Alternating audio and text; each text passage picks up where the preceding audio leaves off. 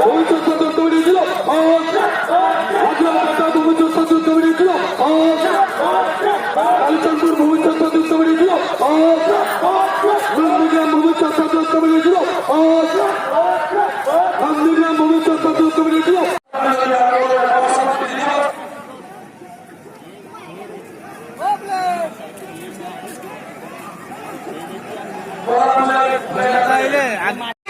সুরেন্দ্র অধিকারী দেখেছে নন্দীগ্রামের ক্ষমতা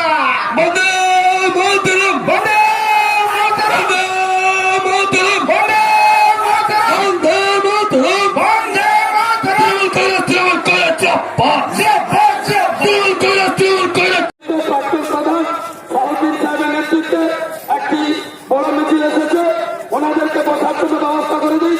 যে সমস্ত স্বেচ্ছাসেবক রয়েছেন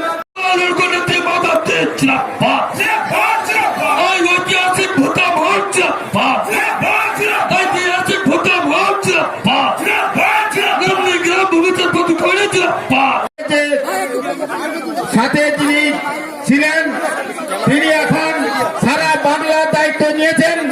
তিনি নাকি সারা বাংলাকে বিক্রি করে বিজেপির হাতে তুলে দেবে। বিভিন্ন প্রান্তে ছড়িয়ে পড়েছিল যে আন্দোলনের উপর দাঁড়িয়ে আমরা সবাই মিলে সিপিএম, সেই সিপিএম কেটে গেছে 7 সাল থেকে 20 সাল। আপনাদের সেই লড়াইকে সালাম জানাই। শহীদ জননী ফিরোজা নন্দীগ্রাম আন্দোলনে প্রাণ দিয়েছেন, শহীদ হয়েছেন, বিধায়িকা তৈরি করেছিলেন। আপনারাই অসম্ভবকে সম্ভব করেছেন। যে যা খুশির মধ্যে সেই জোর থাকতে পারে না।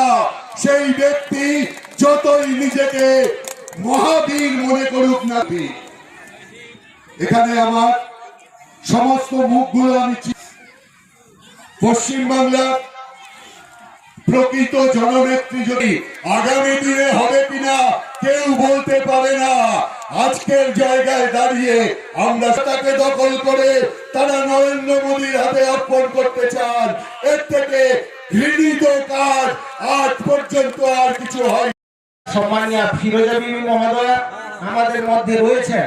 আমাদের ভূমি উচ্ছেদ প্রতিরোধ কমিটির নেতা স্তরের নেতা নেতৃত্ব এবং আগত আজকে সবাইকে আমার পক্ষ থেকে শুভ নববর্ষের প্রীতি শুভেচ্ছা অভিনন্দন জানিয়ে দু একটি কথা বলতে চাই।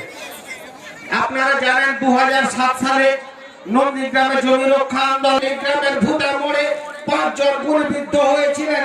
কতজন মানুষের মাথা ফেটে 2007 সালে 14 মার্চে 14 জন শহীদ হয়েছিলেন। কত মানুষজন গুলিবিদ্ধ হয়েছিলেন। টিয়ার গ্যাসের আক্রান্ত হওয়ার লড়াকু নেতৃত্বরা আমাদের সঙ্গে থেকে লড়াই করতে গিয়ে বর্তমান যিনি ভারতীয় জনতা পার্টির লিডার হয়েছেন তিনি আমাদের মানুষ। আমরা নন্দীগ্রামের ভূমিপুত্র, আমরা জান প্রাণ দিয়ে আমরা লড়াই করেছিলাম।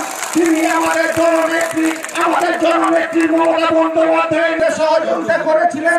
কিন্তু আমরা দেখতে পাচ্ছি সেই যে বিগত দিনে যে নির্মম ভাবে বাম সরকার অত্যাচার করেছিল, আন্দোলনকারীদের নামে মিথ্যা মামলা দিয়েছিল, আমরা পুনরায় 2020 সালের শেষ কি বলবেন আজকের দিনটি? নন্দীগ্রামকে সারা জীবন মনে রাখবো। 3রা জানুয়ারি নন্দীগ্রামের আন্দোলন শুরু করেছিলেন নন্দীগ্রামের মানুষ। তারপর 7ই জানুয়ারি থেকে 10ই নভেম্বর অজস্র শ্রমিক দিবস নন্দীগ্রামে। নন্দীগ্রামের মানুষকে কুকুর বিড়ালের মতন মেরেছিল সিপিএমের সরকার। আমাদের সৌভাগ্য হয়েছিল নন্দীগ্রামের পাশে থাকার। আমার জীবদ্দশায় আমি এত বড় আন্দোলন কখনো দেখিনি। এই প্রথম সিঙ্গুর নন্দীগ্রাম আমাকে থাকার সুযোগ দিয়েছিল। আমার নেত্রী আমায় নির্দেশ দিয়েছিলেন, তাই আমি থাকবার সুযোগ পেয়েছিলাম। তাই মৃত্যুর দিন পর্যন্ত নন্দীগ্রামকে মনে রাখবো। নন্দীগ্রামের প্রত্যেকটা দিন কবে কি ঘটেছিল, কে কে এসেছিল, আমার সব মুখস্থ আছে। আর এখন আবার আমার নেত্রী নির্দেশ দিয়েছেন, তাই আবার নন্দীগ্রামে আসা শুরু হয়েছে। যেরকম নির্দেশ আমি পাবো এবং মানুষ যেমন চাইবে তেমনই আমি দলের আমি কর্মী, সেই মতো আমি থাকবো। এবারে কিন্তু কাউকে দেখা গেল না, কি বলবেন? এটা কোনো নতুন বিষয় নয়। আমাদের দলের দিক থেকে 2007-এ আমরা সবাই ছিলাম। তারপরে আমাদের দল থেকেই এইখানকার এমপি বা মন্ত্রী এদেরকে দায়িত্ব দেওয়া হয়েছিল নির্দিষ্টভাবে, তারা থাকতেন। এবারে তাদের মধ্যে কেউ কেউ বিজেপিতে চলে গিয়েছেন, সেই জন্যে তারা আসেননি হয়তো। দলের দিক থেকে এখন সেই জন্য আবারও নন্দীগ্রামে আসার জন্য আমরা নির্দেশ পেয়েছি, আমরা আসছি, আমরা থাকবো। আমরা